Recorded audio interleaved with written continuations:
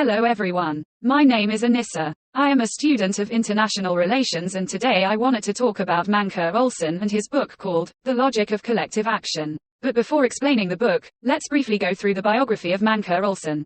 Mancur Olson was born in Grand Forks, North Dakota in 1932 and was raised on a farm in Buxton, North Dakota.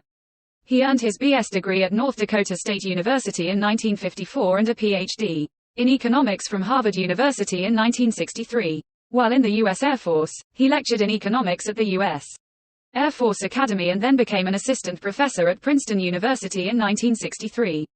From 1967 to 1969, he was a deputy assistant secretary at the U.S. Department of Health, Education, and Welfare. In 1969, he became an economics professor at the University of Maryland in College Park. He was on the faculty there until his death in 1998. Olson's first major work, The Logic of Collective Action, published in 1965, examined what is required for collective action to succeed when the number of people in the collective is large.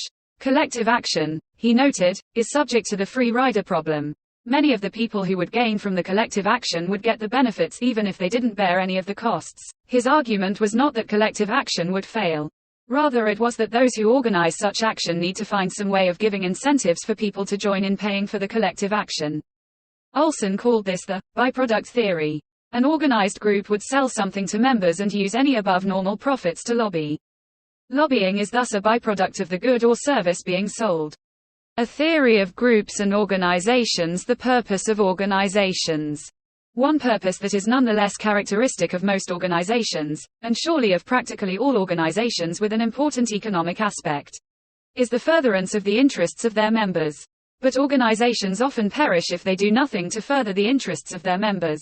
Professor Leon Festinger, a social psychologist, pointed out that the attraction of group membership is not so much in sheer belonging, but rather in attaining something by means of this membership. Organizations can therefore perform a function when there are common or group interests, and though organizations often also serve purely personal, individual interests, their characteristic and primary function is to advance the common interests of groups of individuals.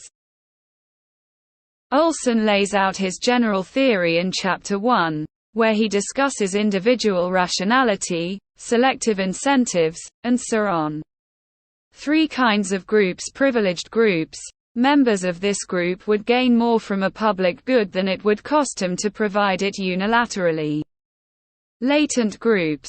Any member of this group could withhold his contribution to the public good without causing a noticeable reduction in its supply. Intermediate groups. If any member of this group withholds his contribution, it will cause a noticeable decrease in supply of the good, or a noticeable rise in cost to other contributors. Variables and hypotheses. Y equals common goods provision.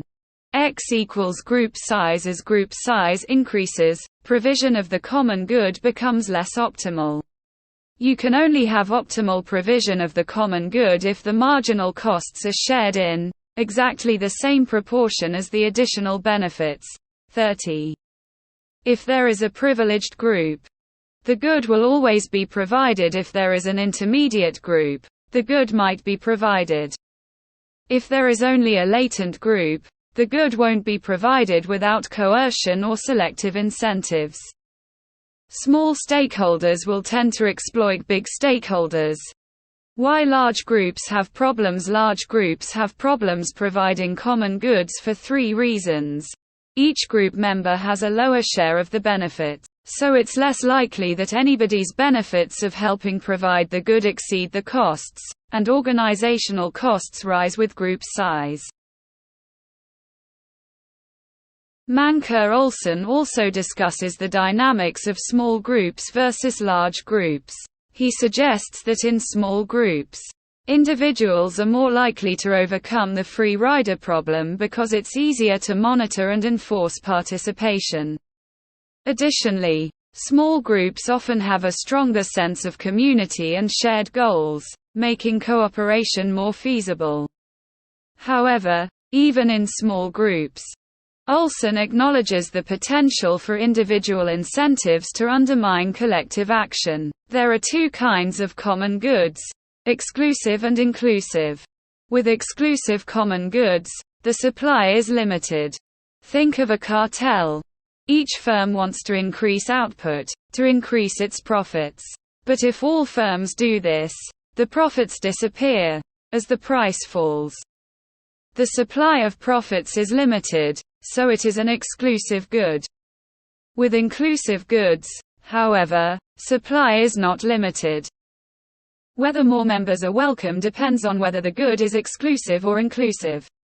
Firms prefer to have few competitors because goods are exclusive.